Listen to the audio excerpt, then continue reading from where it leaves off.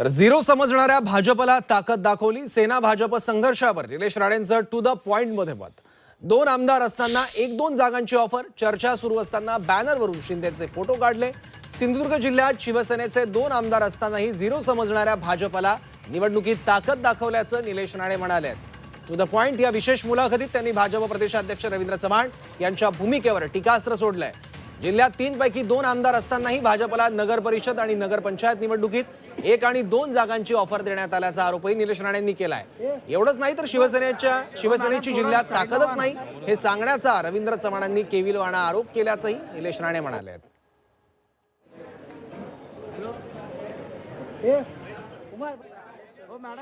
छोट्या कारणावर नव्हतं का की बॅनरवरनं फोटो पण सगळी अहो साहेब चर्चाच उलटी झाली ना सगळी.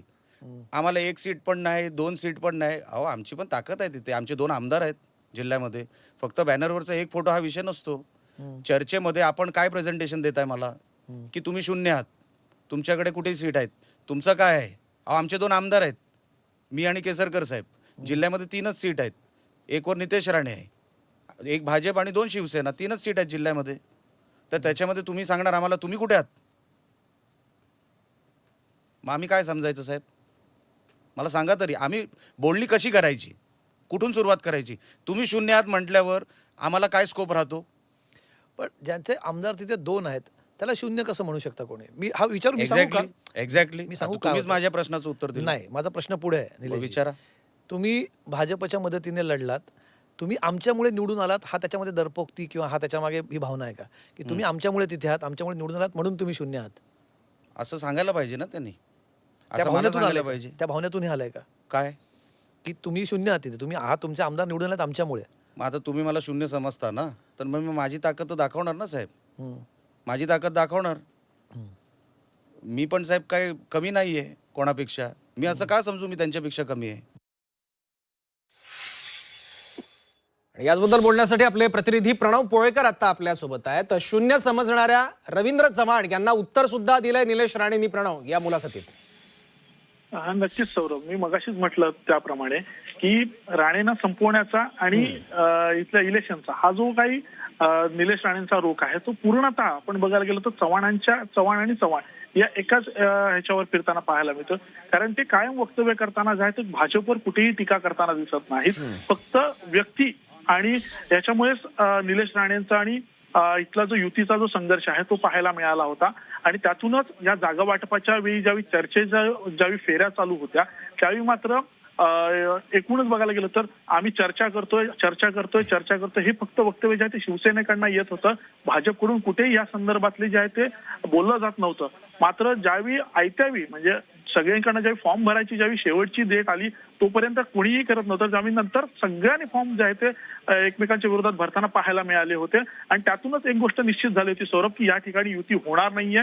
आणि त्यामुळेच स्वतंत्र लढायचा निर्णय जो आहे तो प्रत्येकाने घेतला. आणि मग त्यानंतर इथले नेते जे आहेत ते त्या प्रत्येक जिल्ह्यामध्ये गेले आणि सभांच्या माध्यमातून जे आहे ते आपल्याला आपली ताकद दाखवण्याची वेळ आली आहे. आपल्याला आता सिंगल हँडेड लढायचं अशा पद्धतीचे जे आहे ते वक्तव्य शिवसेना आणि भाजप या दोन्ही पक्षांकडनं येताना पाहायला मिळाले. आणि त्यामुळेच ही निवडणूक जी बघायला गेलो तर या निवडणुकीमध्ये एक सौरभ गोष्ट म्हणजे काय माहिती आहे का, युतीमधले नेते एकमेकांच्या समोर ठाकले होते आणि महाविकास आघाडी या निवडणुकीमध्ये कुठेही आपल्याला दिसली नाही. आणि त्यामुळेच कदाचित लोकांचं असं म्हणणं होतं की आता जे पुढच्या निवडणुका होतील त्या कदाचित सिंधुदुर्गामधल्या अशा होऊ शकतात की सेना विरुद्ध भाजप अशा पद्धतीची निवडणुका ज्या आहेत त्या होतात की काय अशा पद्धतीची चर्चा सुरू झाली. आणि त्यातूनच मालवणचं जे प्रकरण जे आलं म्हणजे जे किनवडकरांच्या घरातलं असेल, त्यानंतर नाकाबंदीच्या निमित्तानं झालेलं प्रकरण असेल, हे सगळे प्रकरण जे आहेत ते बाहेर आले. त्यावेळी निलेश राणे एकच फक्त नाव घेत होते ते म्हणजे फक्त आणि फक्त चव्हाण साहेबांचं. कारण बाकी कोणाचंही नाव निलेश राणे ह्या सगळ्या प्रकरणामध्ये घेताना पाहायला मिळालं नाही. ना पक्षाचं घेतलं नाही,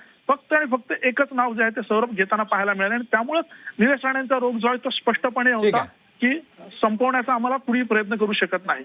ठीक आहे. आपल्यासोबत भाजपचे प्रवक्ते नवनाथ बन सुद्धा आहेत. नवनाथ बन, एकदा निलेश राणे काय म्हटले तेवढा एक बाईट आपण ऐकूयात आणि त्यानंतर त्यावरून मी पुढच्या प्रश्नासाठी तुमच्याकडे येतो. छोट्या कारणावर नव्हतं का की बॅनरवरनं फोटो पण सगळी अहो साहेब चर्चाच उलटी झाली ना सगळी. आम्हाला 1 सीट पण नाही 2 सीट पण नाही. अहो आमची पण ताकद आहे तिथे. आमचे 2 आमदार आहेत जिल्ह्यामध्ये. फक्त बॅनरवरचा एक फोटो हा विषय नसतो.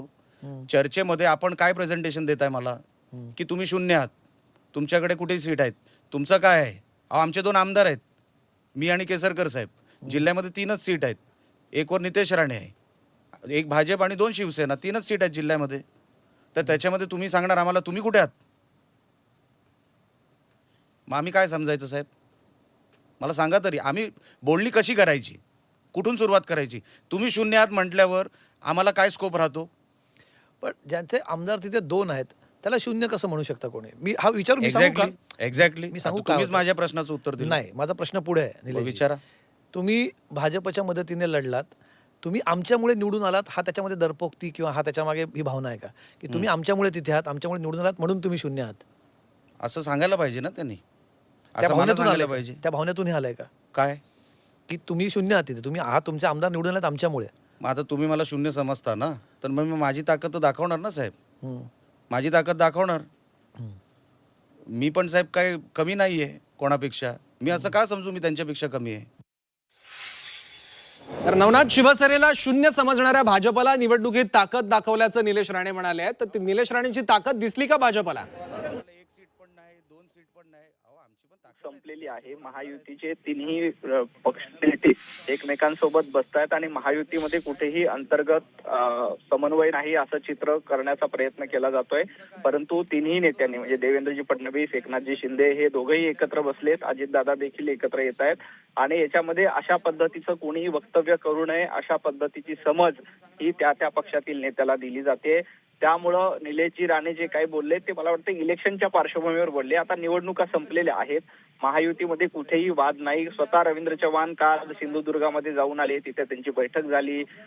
काल सुद्धा दोन्ही नेत्यांमध्ये संवाद झाला. त्यामुळं आमच्यामध्ये असा कुठेही मतभेद किंवा वाद नाही. भारतीय जनता पार्टीची ताकद तिथे आहे, शिवसेनेची ताकद आहे. आम्ही दोघांच्या ताकदीमुळेच महायुतीचं सरकार आलंय.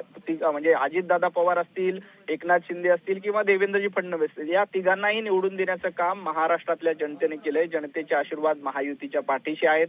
त्यामुळे आम्ही म्हणणं की भारतीय जनता पार्टीमुळे आले किंवा त्यांनी म्हटलं शिवसेनेमुळे आलं किंवा आणखी कोणीतरी म्हणायचं राष्ट्रवादीमुळे आलंय, असं नाही. तर तिघांची एकत्रित ताकद दिसली आणि त्याचा हा संयुक्त परिणाम झालाय. निलेशजी राणे जिथून निवडून आले तिथे भारतीय जनता पार्टीच्या कार्यकर्त्यांनी निश्चितपणे त्यांची मदत केलेली आहे, त्यांना सहकार्य केलंय, त्याच्यामुळे ते निवडून आलेत. आणि जिथे नितेश राणे निवडून आले तिथे निश्चितपणे शिवसेनेने आम्हाला मदत केली, त्याच्यामुळे नितेश राणे निवडून आलेत. एकमेकांना इलेक्शनच्या काळामध्ये सहकार्य होतच, कारण महायुती होती, त्यामुळे एकमेकांचे वोट ट्रान्सफर झालेले आहेत. एकमेकांच्या कार्यकर्त्यांनी एकमेकांना सहकार्य केलंय. आता अशा पद्धतीचा वाद निर्माण करण्याची काही आवश्यकता नाही. आम्ही तिघही समन्वयानं काम करतोय. त्यांच्याही वक्तव्याचा असा अर्थ निघत नाही की भारतीय जनता पार्टी तिथे काही नाहीये. एकमेकांना निश्चितपणे सहकार्य केलंय. आता स्थानिक पातळीवर युती होताना काही ठिकाणी मतभेद होतात, पण मनभेद नाहीयेत.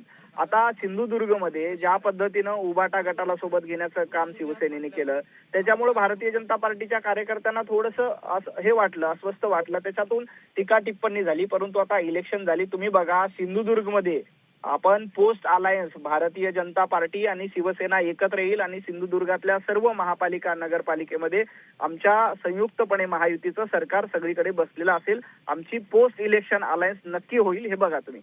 ठीक आहे नवनाथ, धन्यवाद भाजपची भूमिका मांडण्यासाठी, तुम्ही वेळ दिलात त्यासाठी. आणि त्याचबरोबर प्रणव, तुमचेही आभार.